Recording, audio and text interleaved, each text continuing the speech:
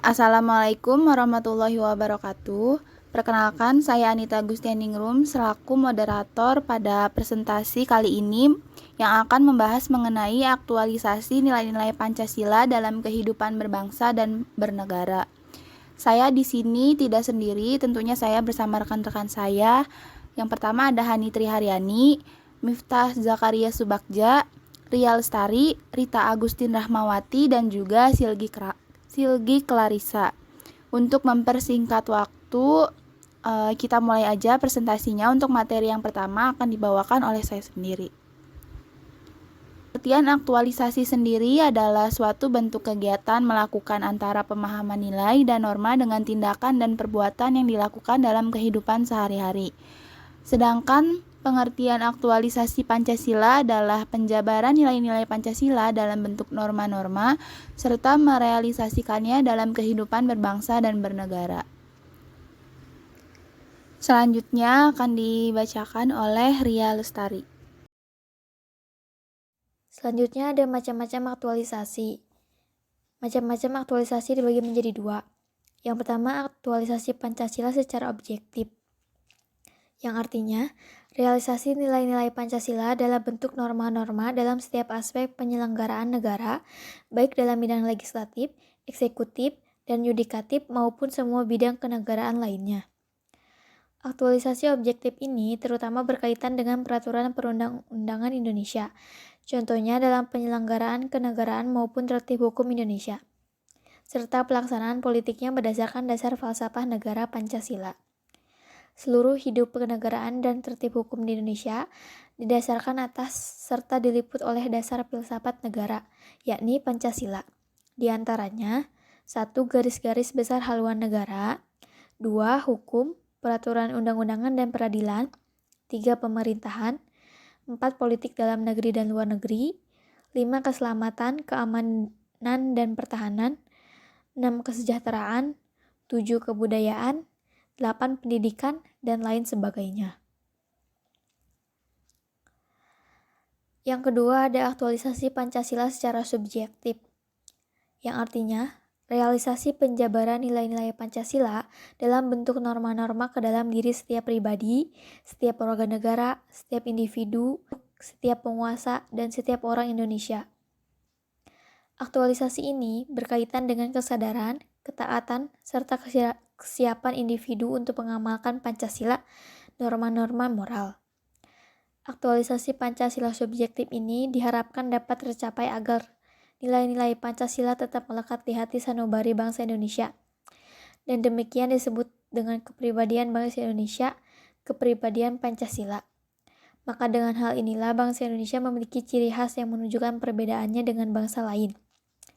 Aktualisasi subjektif ini lebih penting dari aktualisasi objektif, karena aktualisasi Pancasila yang subjektif merupakan kunci keberhasilan aktualisasi Pancasila secara objektif.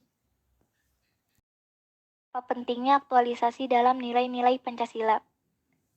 Pentingnya aktualisasi dalam nilai Pancasila sangat penting terhadap kesatuan bangsa dan negara.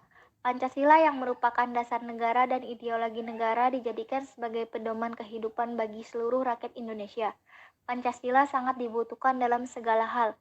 Nilai-nilai yang terkandung dalam Pancasila merupakan suatu cerminan dari kehidupan masyarakat Indonesia dan secara tetap telah menjadi bagian dari hak dan kewajiban yang tak terpisahkan dari kehidupan bangsa Indonesia. Untuk itu, kita sebagai generasi penerus bangsa harus mampu menjaga nilai-nilai tersebut. Nilai-nilai yang ada dalam Pancasila: 1. Nilai ketuhanan, 2. Nilai kemanusiaan, 3. Nilai persatuan, 4. Nilai kerakyatan, dan 5. Nilai keadilan.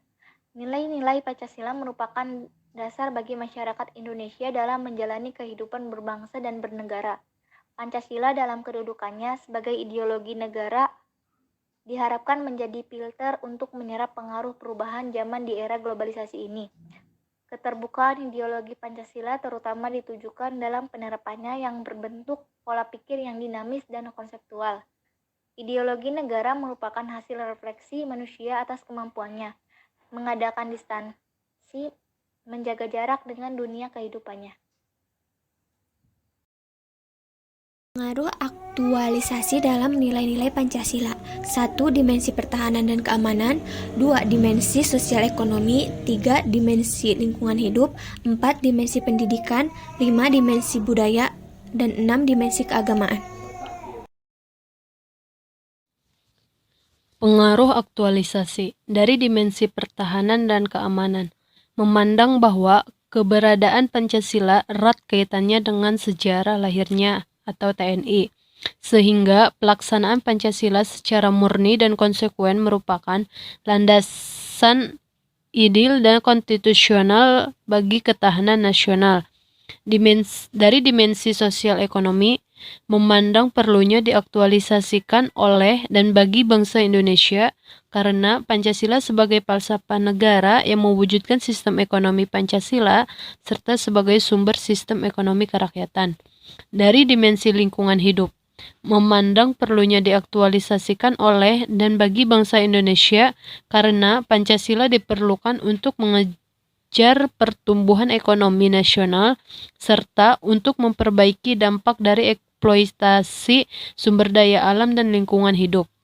Dari dimensi pendidikan, memandang Pancasila perlu diaktualisasikan dengan alasan bahwa ia perlu dipahami oleh kita sebagai harapan bangsa dan generasi penerus sudah seharusnya menerapkan nilai-nilai Pancasila sejak dini dengan cara diasah, diasih, dan diasuh oleh pendidikan.